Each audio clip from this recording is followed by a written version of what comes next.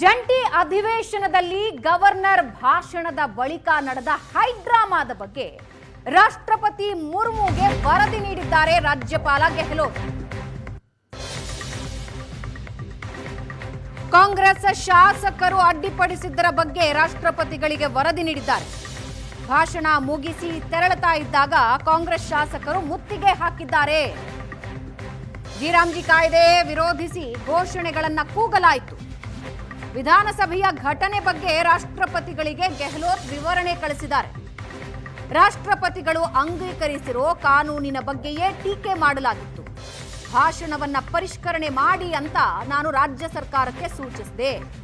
ರಾಷ್ಟ್ರಪತಿಗಳಿಗೆ ಘಟನೆ ಬಗ್ಗೆ ವಿವರಣೆ ಸಹಿತ ರಾಜ್ಯಪಾಲರು ವರದಿ ಕೊಟ್ಟಿದ್ದಾರೆ. ಭಾಷಣ ಮಾಡುವಂತೆ ಕಾಂಗ್ರೆಸ್ ಶಾಸಕರು ಒತ್ತಡ ಹೇರೋದಕ್ಕೆ ಪ್ರಯತ್ನಿಸಿದ್ರು. ಭಾಷಣ ಮುಗಿಸಿ ಹೋಗುತ್ತಾ ಇದ್ದಾಗ ರಾಜ್ಯಪಾಲರಾದ ನನ್ನ ವಿರುದ್ಧ ಘೋಷಣೆಗಳನ್ನ ಕೂಗಲಾಯಿತು. ನಾನು ಸಂವಿಧಾನಬದ್ಧ ಕರ್ತವ್ಯ ನಿಭಾಯಿಸಿದ್ದಾಗಿ ವರದಿಯಲ್ಲಿ ಉಲ್ಲೇಖಿಸಿದ್ದಾರೆ. ರಾಷ್ಟ್ರಪತಿಗಳಿಗೆ ರಾಜ್ಯಪಾಲರ ಪತ್ರ ಇದು, ವರದಿ ಇದು. ಆವತ್ತು ಅಧಿವೇಶನದಲ್ಲಿ ಏನೇನಾಯಿತು ಅನ್ನೋದ್ರ ಬಗ್ಗೆ ವಿವರಣೆ ಕೊಟ್ಟಿದ್ದಾರೆ. ರಾಜ್ಯಪಾಲರಿಗೆ ಮುತ್ತಿಗೆ ಹಾಕೋದಕ್ಕೆ ಕಾಂಗ್ರೆಸ್ ಶಾಸಕರು ಬಂದಿದ್ದರ ಬಗ್ಗೆ ಅದರಲ್ಲಿ ಉಲ್ಲೇಖ ಇದೆ. ಶಾಸಕರಿಂದ ಅಡ್ಡಿ ಮಾತ್ರ ಅಲ್ಲ, ಭಾಷಣದ ಬಗ್ಗೆನೂ ಉಲ್ಲೇಖ ಇದೆ. ಜಂಟಿ ಅಧಿವೇಶನ ಉದ್ದೇಶಿಸಿ ನೀಡಿದ್ದ ಭಾಷಣದಲ್ಲಿ ಕೇಂದ್ರದ ಬಗ್ಗೆ ಟೀಕೆ ಮಾಡಲಾಯಿತು. ಜಿರಾಮ್ಜಿ ಕಾಯ್ದೆ ಜಾರಿ ಮಾಡಿದ್ದ ಕೇಂದ್ರದ ವಿರುದ್ಧ ರಾಜ್ಯದ ಆಕ್ರೋಶ ಅದರಲ್ಲಿ ವ್ಯಕ್ತ ಆಗಿತ್ತು. ಸರ್ಕಾರದ ಭಾಷಣಕ್ಕೆ ವಿರೋಧ ವ್ಯಕ್ತಪಡಿಸಿ ನಾನು ತಿದ್ದುಪಡಿ ಮಾಡಿ ಅಂತ ಹೇಳಿದ್ದೆ.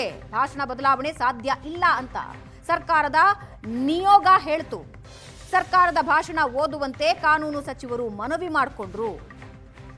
ನಿಗದಿಯಂತೆ ಸದನದಲ್ಲಿ ಸಂವಿಧಾನಬದ್ಧ ಕರ್ತವ್ಯ ನಾನು ನಿಭಾಯಿಸಿದ್ದೀನಿ. ಭಾಷಣ ಮುಗಿಸಿ ತೆರಳುವಾಗ ಸರ್ಕಾರದ ಭಾಗವಾದ ಸದಸ್ಯರು ನನಗೆ ಅಡ್ಡಿಪಡಿಸಿದ್ರು. ನನ್ನ ಭಾಷಣವನ್ನ ವಿರೋಧಿಸಿ ಕಾಂಗ್ರೆಸ್ ಸದಸ್ಯರು ಕೂಗುತ್ತಾ ಬಂದ್ರು. ಈ ವೇಳೆ ಭದ್ರತಾ ಸಿಬ್ಬಂದಿಗಳು ನನ್ನ ರಕ್ಷಣೆಗೆ ಧಾವಿಸಿ ನನ್ನನ್ನ ಕಳಿಸ್ಕೊಟ್ರು. ಈ ಮೂಲಕ ನನ್ನ ಮೇಲೆ ಒತ್ತಡ ಹೇರೋದಕ್ಕೆ ಕಾಂಗ್ರೆಸ್ ಸದಸ್ಯರು ಪ್ರಯತ್ನಿಸಿದ್ರು ಅಂತ ವಿವರವಾಗಿ ಅವತ್ತಿನ ಘಟನೆಯ ಬಗ್ಗೆ ವಿವರವಾಗಿ ವರದಿ ಸಲ್ಲಿಸಿದ್ದಾರೆ ರಾಜ್ಯಪಾಲರು.